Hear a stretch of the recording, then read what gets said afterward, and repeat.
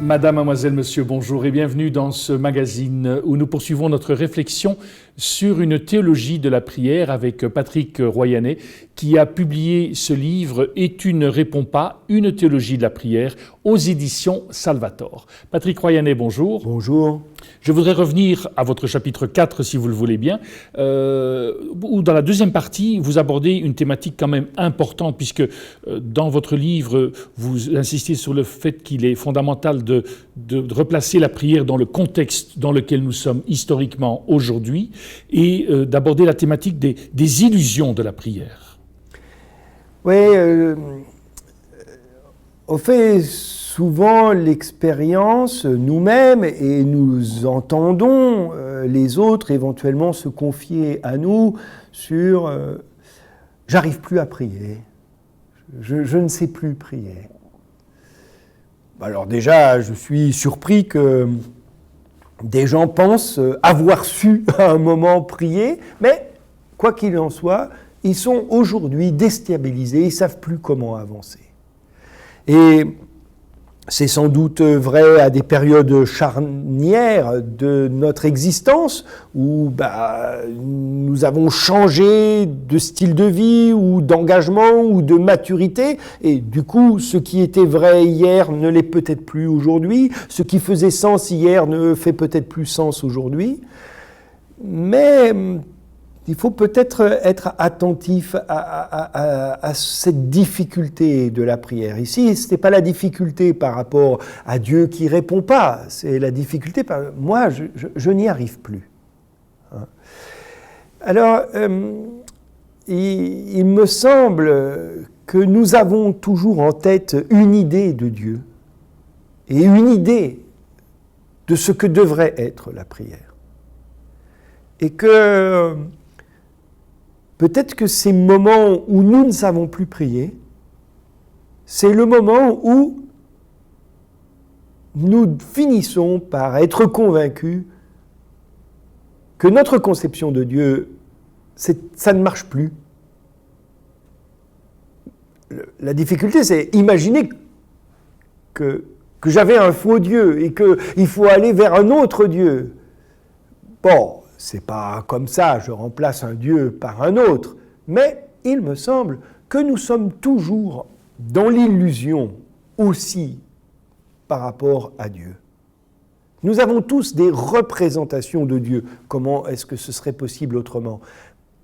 Et ces représentations, comme dit Jean de la Croix, Dieu c'est jamais ça. Ça ne veut pas dire que ces représentations sont fausses à 100%, mais assurément, elles ne sont pas vraies à 100%. Et il y a un moment où ce qui n'est pas vrai devient tellement important à nos yeux que nous ne savons plus prier, ça ne marche plus. Et je crois que la prière est une espèce de renversement des idoles. J'entends par idole les représentations que nous nous faisons obligatoirement de Dieu. Alors, comme destructeur d'idoles numéro 1, je crois que je n'en connais pas de plus radicaux, c'est Jean de la Croix, qui part en guerre contre toutes nos illusions. Mais je crois qu'il n'y a pas que lui, parce que quand on regarde la peinture, Jérôme Bosch, par exemple, et ses représentations des tentations de Saint-Antoine, ou bien Titien aussi, je pense à une une Marguerite qui est exposée au Prado, on voit représenter le priant en conflit ou en train d'échapper à ses démons. Moi, je ne crois pas qu'il y avait des diablotins qui se baladaient dans le désert des pères du désert, ou que Marguerite était assaillie par des diablotins qui venaient se promener par là. Non, ce sont toutes nos illusions qui essayent de nous happer.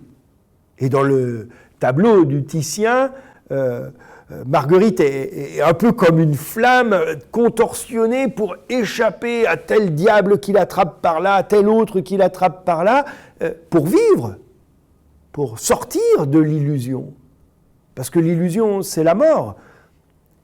Et voilà, des gens comme Jean de la Croix, aussi les deux Thérèse, à Avila et à Lisieux, sont sans doute des guides pour nous sortir de l'illusion.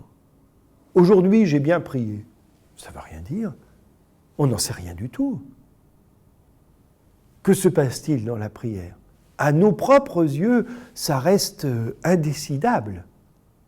Nous nous sommes tenus là, et puis voilà. C'est un combat d'un certain point de vue. En grec, le mot c'est agonie. Ça m'intéresse parce que c'est le mot de Jésus avant la croix et que justement, il est en prière. Et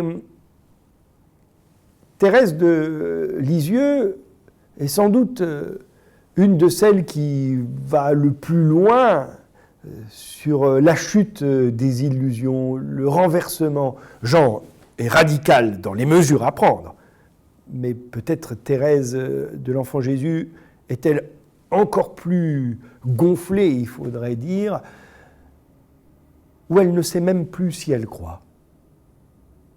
Mais ça n'a pas d'importance, c'est une mauvaise préoccupation, c'est encore être centré sur soi, de savoir si je crois ou si je ne crois pas.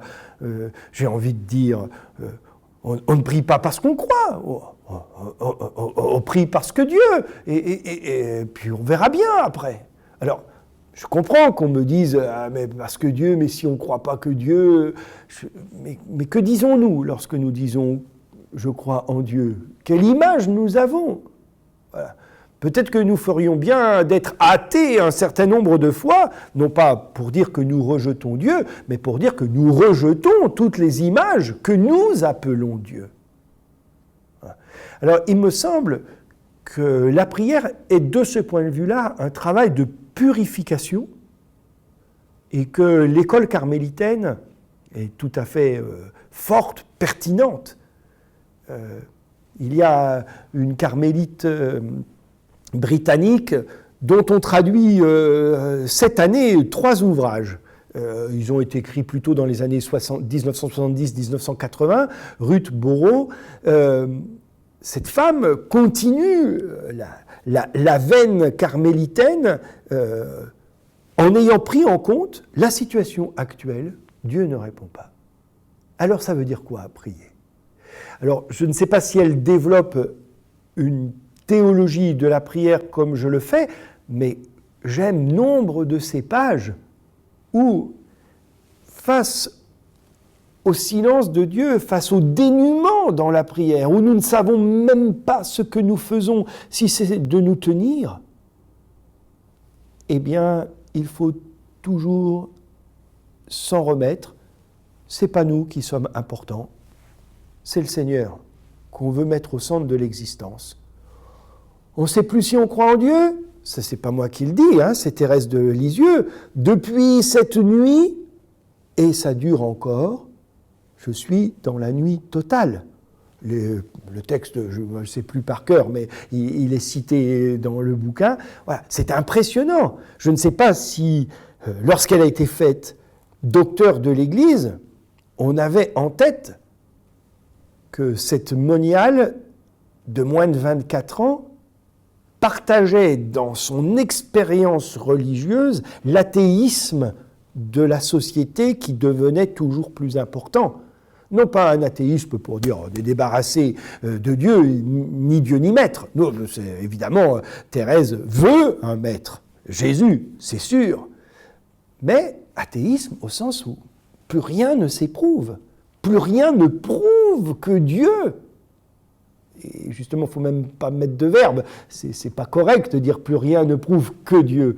Mais je ne sais pas comment dire autrement. Et pour moi, cette chasse aux illusions, c'est exactement ce qu'écrit Jean, les deux Thérèse. Et il me semble que c'est un des défis de la prière. Défi tellement insupportable qu'on va aller chercher n'importe quel gourou, n'importe quel groupe de prière où on se sent bien. Et pourquoi pas se sentir bien? Mais attention, ce n'est pas ça l'enjeu. L'enjeu n'est pas qu'on se sente bien, l'enjeu est d'exister devant Dieu mieux, de le laisser exister en nous. Et nous, on disparaît. Est-ce qu'on pourrait conclure cette série d'émissions par accepter que Dieu prie en nous? Oui, je crois que ce n'est pas nous qui prions. C'est Jésus, le seul au rang. C'est Jésus qui prie. Et nous, on est comme la femme hémorroïs, on essaye d'attraper son manteau. Je crois que prier, c'est attraper le manteau de Jésus, ou bien comme les pèlerins là, qui viennent mettre la main sur l'orant. Voilà, on essaye d'attraper la prière de Jésus.